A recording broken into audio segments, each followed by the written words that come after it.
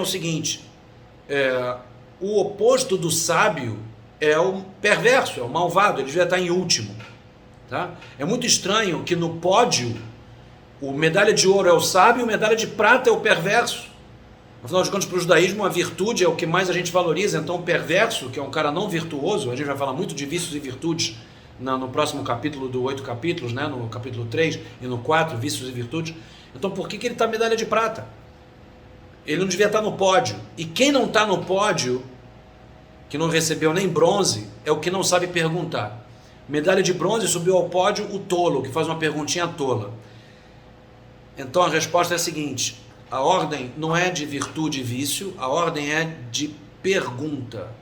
Quem sabe perguntar? A pergunta para o judaísmo é tão valiosa, saber perguntar é tão importante, que é isso que faz a ordem desses 4 filhos. Tá? Eu já disse várias vezes para vocês, né, aquela história do Rav Adin Steinsaltz, que ele falou: bom educador é aquele que pergunta para o seu filho, para o seu aluno, que boa pergunta você fez hoje, e não o que você aprendeu hoje. Para o judaísmo é importantíssimo saber perguntar, saber elaborar boas perguntas. Isso é essencial. Então a ordem aqui de prioridade é: qual foi a melhor pergunta? Foi desse filho que aparece na Torá. A Torá não chama ele de sábio, mas os sábios chamam ele de sábio. Por quê? Porque foi a melhor pergunta. Aí vem uma pergunta de um cara que fala assim: o que é esse serviço de vocês? Ele se excluiu, então ele é malvado. Mas a pergunta dele é a segunda melhor. Então ele merece estar no pódio, medalha de prata. O tolo só pergunta: o que é isso? Que é uma pergunta boba. Mesmo assim, por ter perguntado, ele recebe bronze. E quem não sobe no pódio é quem não pergunta. Quem não pergunta é grave. Então por isso que ele está em último lugar. A mensagem aqui é clara. Para o judaísmo a pergunta é valiosíssima, a ponto de fazer o perverso subir ao pódio e ficar com medalha de prata. Por quê? Porque enquanto ele pergunta, talvez ele receba uma resposta que o modifique, ele deixe de ser perverso. Agora, se não perguntar, se nem aparecer no Seder, se nem for na aula do Kiruv, se nem for na sinagoga, se nem abrir um livro judaico, como é que você vai saber? Como é que você vai ter algum tipo de avanço, evolução judaica? Né? Então, para o judaísmo, o importante é perguntar, mesmo para as pessoas mais afastadas. Terminamos comparando esses 4 filhos com 4 fases da assimilação. Né? Um bisavô que era sábio e tinha Seder de Pessah na casa dele. Aliás, recomendo um texto escrito por um gaúcho, aí eu acho que para o 0 Hora, e que está rodando os grupos de WhatsApp do Brasil todo, né? De um cara muito bacana, aí, que é pai do israelita, que é o Daniel Bário.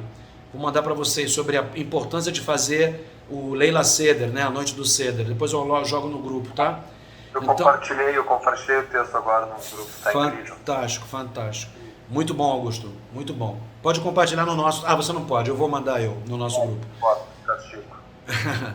Mas o bisavô é o sábio que tinha Seder na casa dele. Infelizmente esse bisavô teve um filho, que é o avô, que ele não quis mais judaísmo, cortou os laços, não fez mais Seder Pesach na casa dele. Então o filho dele, ele é um tolo, ele faz uma perguntinha bem boba, né? Por quê? Porque ele ainda lembra que teve Seder na casa do avô, mas na casa do próprio pai ele não lembra mais. Infelizmente, esse neto vai ter um filho que é o bisneto, que ele já nem vai perguntar mais, porque ele não tem memória de Leila Seder na casa de ninguém. Porque o bisavô já morreu, né? O avô não fazia, o pai também não. E, infelizmente, isso é uma metáfora para os níveis de assimilação que acontecem, infelizmente, em números altos, em Porto Alegre também. Mas em todo lugar do Brasil, em todo lugar do mundo, né? Então, que não sejamos, Hasve Halila, um desses filhos que corta o laço, né? Malvado. Não. Sigamos mantendo a corrente viva, né? Porque, afinal de contas, essa é a vez 3.335 que nós vamos contar a história da saída do Egito, né? E da abertura do mar e da revelação do Monte Sinai, na noite de quarta-feira, né? E de quinta-feira, ok? Então é isso, que fique isso como mensagem para o nosso Leila Seder desse ano, ok? Então é isso, pessoal. Ficamos por aqui hoje. Alguma dúvida, comentário? Pode perguntar. Pode falar. Dou-lhe uma. Dou-lhe duas. Dou-lhe três. Então é isso. Semana que vem, nos vemos desse mesmo jeito, na segunda ou na terça-feira, vocês podem escolher à vontade. Então, para todos, um Hag HaPesach Kasher Vesamer, aproveitem bem a noite do Seder, lembrem-se que a continuidade dessa tradição milenar depende de cada um de nós, tá bom?